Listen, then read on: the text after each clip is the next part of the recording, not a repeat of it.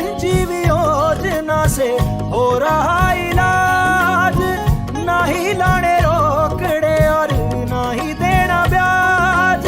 खर्चा खुर्चा कुछ ना हो वह बात बड़ी, अस्पताल का खर्चा है ना बात बड़ी। राजस्थान में रौनक चौगुनी, राहत बढ़त की राजुनी राजस्थान में। नमस्कार, द पीके टाइम्स में आप सभी का स्वागत है। मैं हूं आपके साथ आरती शर्मा। आज चुनाव आयोग राजस्थान समेत 5 राज्यों में चुनाव की तारीखों के साथ आचार संहिता लागू करने वाला है। आपको बता दें, चुनाव आयोग द्वारा 5 राज्य राजस्थान, मध्य प्रदेश, छत्तीसगढ़, तेलंगाना और मिजोरम में चुनाव की तारीखों का आज ऐलान किया जा सकता है। आपको बता दें, चुनाव आयोग ने आज कमीशन की बैठक रखी है। इसके तत्काल बाद दोपहर 12 बजे चुनाव आयोग ने प्रेस कॉन्फ्रेंस भी रखी है। इसी में मुख्य चुनाव आयुक्त राजीव कुमार 5 राज्यों के चुनाव कार्यक्रम की घोषणा करेंगे। साथ ही आपको बता दें, राजस्थान, मध्य प्रदेश, मिजोरम और तेलंगाना में एक चरण में चुनाव करवाए जाने की संभावना है, जबकि छत्तीसगढ़ में 2 चरणों में चुनाव होंगे। और 12 बजे जो ये प्रेस कॉन्फ्रेंस रखी गई है, जिसमें आज चुनाव की तारीखों का ऐलान हो जाएगा। 5 राज्यों की आपको इसी के साथ हम जानकारी दे रहे हैं। 5 राज्यों की 679 विधानसभा सीटों पर चुनाव की तारीखों का आज ऐलान होगा। इस साल 5 राज्यों में चुनाव होने जा रहे हैं और उन 5 विधानसभा जो 5 राज्यों की विधानसभा सीटों की अगर हम बात करें तो वहां पर 679 जो विधानसभा सीट है उनकी चुनाव की तारीखों का आज ऐलान होगा।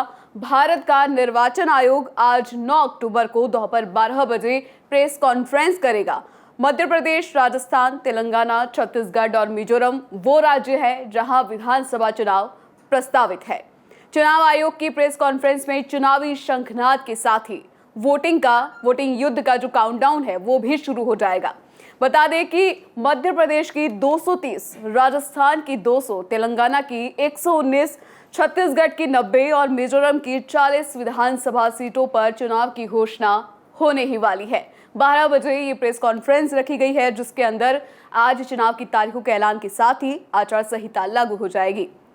इस दौरान सरकारी मशीनरी एक तरह से चुनाव आयोग के नियंत्रण में रहेगी। मतदान और मतगणना के बाद नतीजों की आधिकारिक घोषणा के साथ ही आचार संहिता हट जाती है। लेकिन आइए सबसे पहले हम आपको यहाँ पर बताते हैं कि आदर्श चुनाव आचार संहिता क्या है और इसके नियम कायदे क्या है। इन सभी सवालों के जो जवाब है वो हम आपको देते हैं।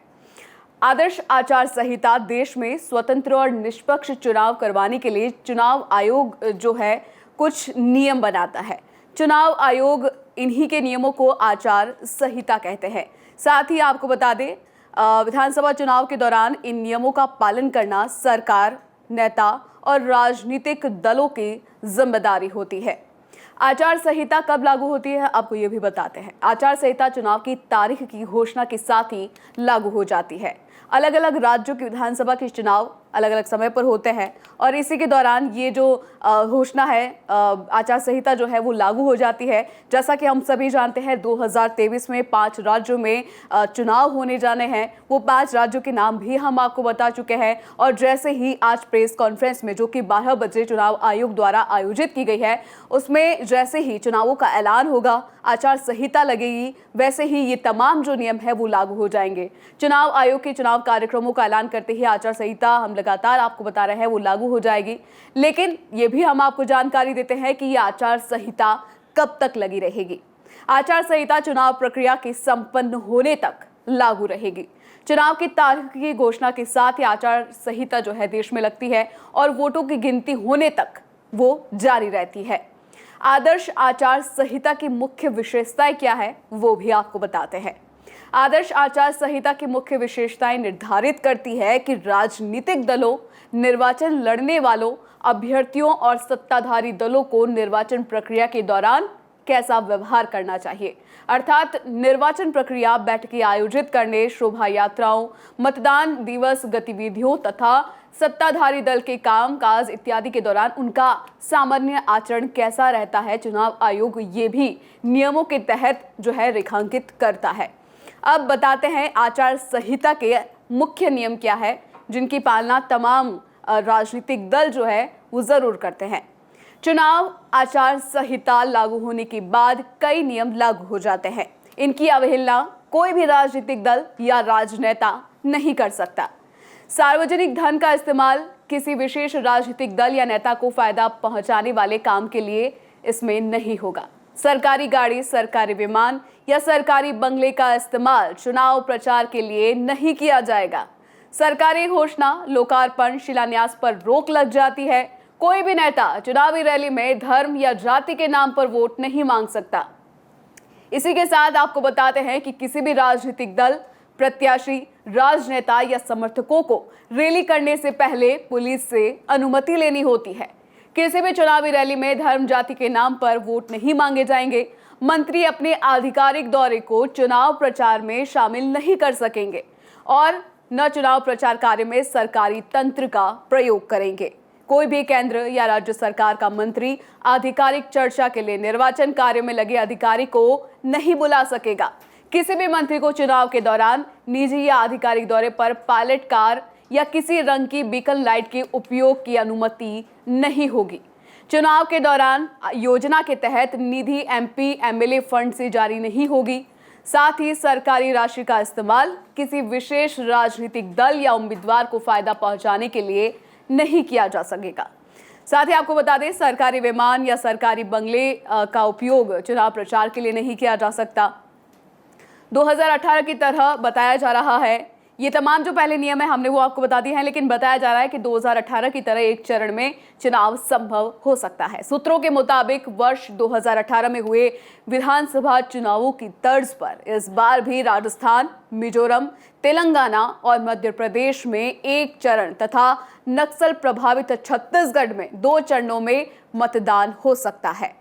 मिजोरम विधानसभा का कार्यकाल 17 दिसंबर, जबकि राजस्थान विधानसभा का कार्यकाल 14 जनवरी, मध्य प्रदेश 6 जनवरी, तेलंगाना 16 जनवरी और छत्तीसगढ़ विधानसभा का कार्यकाल 3 जनवरी को समाप्त हो रहा है। और इसी के साथ आपको जानकारी देते हैं कि सूत्रों की माने तो नवंबर के दूसरे हफ्ते से दिसंबर के पहले सप्ताह के बीच मतदान करवाया जा सकता है और नतीजे 1 से 5 दिसंबर से पहले घोषित किए जा सकते हैं। वहीं आपको बता दें, चुनाव आयोग की पुलिस सामान्य और पर्यवेक्षकों के साथ दिन भर चली बैठक का मकसद रणनीति को सुव्यवस्थित ये आज किया जाएगा और जो 12 बजे प्रेस कॉन्फ्रेंस आयोजित की जाएगी, उसी के साथ आचार संहिता जो है वो लागू हो जाएगी और 12 बजे ये प्रेस कॉन्फ्रेंस जो है वो आयोजित होनी है। अब देखते हैं कि राजस्थान समेत जो 5 राज्य हैं उनमें चुनाव की तारीखों का ऐलान क्या होने वाला है। लेकिन सूत्रों के मुताबिक जो हमने आपको तारीख बताई है, हो सकता है उसमें भी उसका ऐलान हो जाए, लेकिन कुछ ही देर बाद यानी 12 बजे प्रेस कॉन्फ्रेंस होंगी और इस प्रेस कॉन्फ्रेंस में मुख्य चुनाव आयुक्त राजीव कुमार जो है वो इसमें चुनाव की तारीखों का ऐलान करेंगे। लगातार सभी की नजर इस पर टिकी हुई है कि कब तक राजस्थान में आचार संहिता लगने के साथ चुनाव की तारीखों का ऐलान हो सकता है। और एक बार फिर से आपको बता दें, आचार संहिता लगने के बाद किसी भी तरह की जो सरकारी तंत्र का जो प्रयोग लगातार नेताओं द्वारा किए जाते हैं वो सभी बंद हो जाएगा और जब तक मतदान और मतगणना नहीं हो जाती तब तक आचार संहिता नहीं हटेगी। बहुत बहुत शुक्रिया हमारे साथ जुड़ने के लिए और चुनावी संबंधित ऐसी ही जानकारी के लिए आप हमारे the Picky Times YouTube channel को सब्सक्राइब कीजिए। शुक्रिया।